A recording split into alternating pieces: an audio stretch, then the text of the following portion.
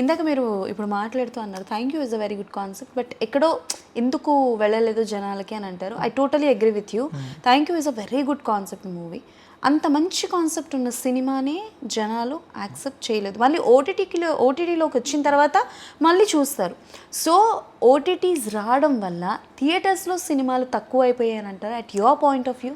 Definitely అండి. అంటే ఒకప్పుడు ఓటీటీ లేనప్పుడు నీకు థియేటర్లో ఎన్ని రోజులు ఆడేవి సినిమాలు? 100 days 200 days ఆడేవి. ఎప్పుడైతే ఓటీటీలో వచ్చేసాయో అండి, దానికి గ్యాప్ అయితే ఉంది. సినిమాలు థియేటర్లో రిలీజ్ అయిన తర్వాత ఓటీటీలోకి రావడానికి మధ్యలో గ్యాప్, అప్పుడు ఫస్ట్లో వచ్చినప్పుడు ఒక 3 months ఉండేది. అది కాస్త తగ్గుతూ ఎప్పుడైతే కరోనా రావడంతో వీక్స్ అయిపోయింది, డేస్ అయిపోయింది. సేమ్ డే రిలీజ్ చేసిన థింగ్స్ కూడా ఉన్నాయి. అంటే బిఫోర్ డైరెక్ట్గా ఓటీటీలో రిలీజ్ చేసిన సినిమాలు కూడా ఉన్నాయి.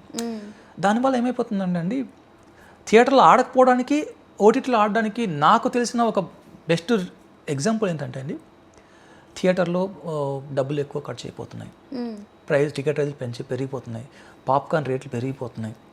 సో ఎందుకు వెళ్ళి చూడాలి? సో ఇంత ఫ్రస్ట్రేషన్తో వెళ్తారు థియేటర్కి ఖచ్చితంగా వెళ్తారు. అక్కడ కూర్చొని ఎక్కడో డిస్కనెక్ట్ అవుతారు. పిల్లలు ఏడుపుతోనో, పిల్లలు ఏదో అడుగుతారు, అది కొనిచ్చడం, ఇలాంటి డిస్టర్బెన్స్. సినిమా అనేది చాలా ప్రశాంతంగా చూడాల్సిన ఒక థింగ్ అని నేను నమ్ముతాను. అంటే చాలామంది అందరూ ఏం చెప్తారండి, మిడిల్ క్లాస్ వాళ్ళు అందరూ ఏం చెప్తారు, మేము బయట అంతా ఏడుస్తుంటాం రా భయ్, థియేటర్లోకి వచ్చిన తర్వాత ఒక 3 hours కూర్చోబెట్టండి, ప్రశాంతంగా కూర్చోవాలి. అంత ప్రశాంతత లేదండి జనాలకి ఇప్పుడు.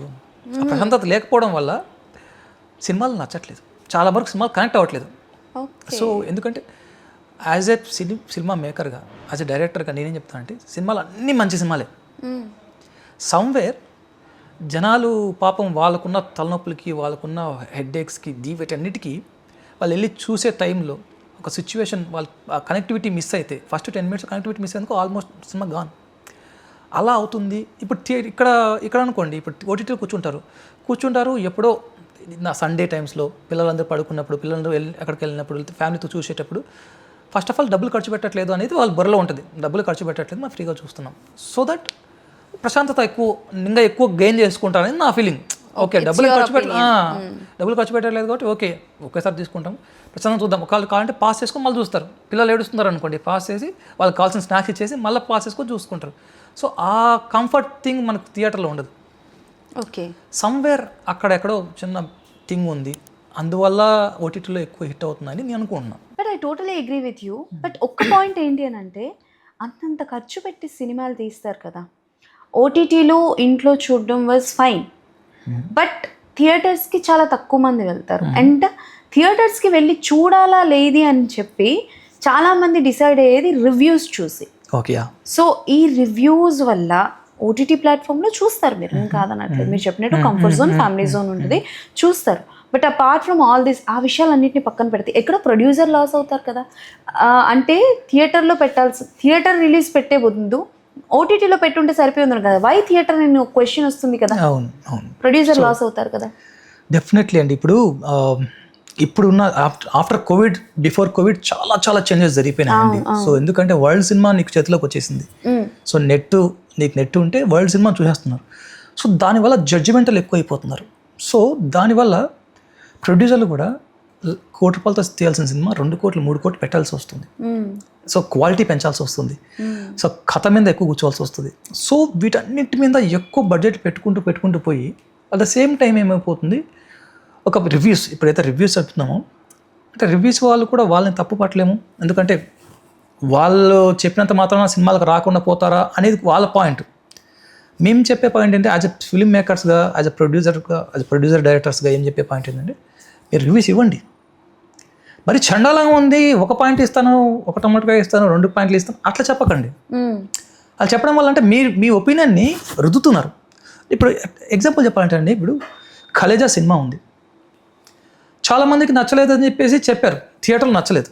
అలాంటి సినిమా మళ్ళీ ఓటీటీలో ఎందుకు ఆడుతుందండి? ఎందుకు ఎంత పెద్ద హిట్ అయింది? ఎందుకు అయింది?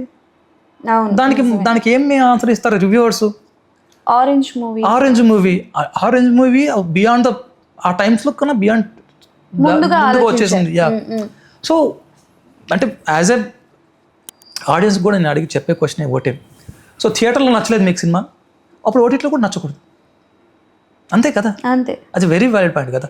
సో థియేటర్లో నచ్చలేదు, ఇక్కడ నచ్చిందంటే అప్పుడు మీరు చూసే విధానం అక్కడ ఏదైనా మారి ఉండాలి, ఇప్పుడు చూసే విధానం ఇక్కడ ఏదైనా మారి ఉండాలి, అంతే తప్ప దాన్ని బేస్ చేసుకొని మనం సినిమాని జడ్జ్ చేయొద్దు. రివ్యూవర్స్ ఇప్పుడు ఎవరు ఆపరండి. మనం చెప్పినంత మాత్రం చాలా సినిమాల్లో మీరు లంచం తీసుకోవద్దని చెప్తాం, చాలా సినిమాలు వచ్చాయి అట్లా లంచం తీసుకోకుండా మాటలు, కరప్షన్ వస్తుంది, చాలా సినిమాలు 100 సినిమాలు కరప్షన్ వచ్చాయి, ఎవరు తీసుకోకుండా ఆగట్లేదుగా. అలాగా రివ్యూస్ చేయకండి మీరు, అట్లా చెప్పకండి అంటే ఎవరు మానరు. జనాల్లో మార్పు వస్తే రివ్యూస్ ఇవ్వండి, సినిమాకి వెళ్ళి అప్పుడు మీరు ఓన్ రివ్యూ ఇవ్వండి, చెత్తగా తీశారని చెప్పి తిట్టండి, అది ఇంకా బెటర్ ఉంటుంది. అంటే ఓకే, ఇప్పుడు కొన్ని సినిమాలు మన ఇక్కడ ఇండియా కంటే ముందు యుఎస్లో రిలీజ్ అవుతూ ఉంటాయి. సో అక్కడ టాక్ చూసి ఇక్కడ టాక్ ఎలా ఉండబోతుంది, ఇక్కడ రిజల్ట్స్ ఎలా ఉండబోతాయి అని కొన్నిసార్లు డిసైడ్ చేస్తూ ఉంటాయి. సో అన్ని సినిమాలకు అలా జరగవు, కానీ పెద్ద పెద్ద సినిమాలకు అలా జరుగుతూ ఉంటాయి.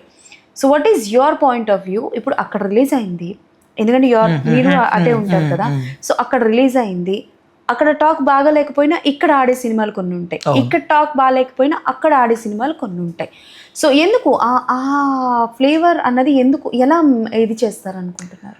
ఎగ్జాక్ట్లీ ఇప్పుడు మీరు ఇప్పుడు ఓటీటీది థియేటర్ ఎలా చెప్పాను నేను, సేమ్ థింగ్ అక్కడ కూడా. అంటే ఇప్పుడు మనకు ఉన్న థింగ్ ఏంటంటే అండి, నాకు తెలిసి అక్కడికి ఇక్కడికి maybe fraction of maybe hours తేడా ఉంటుంది.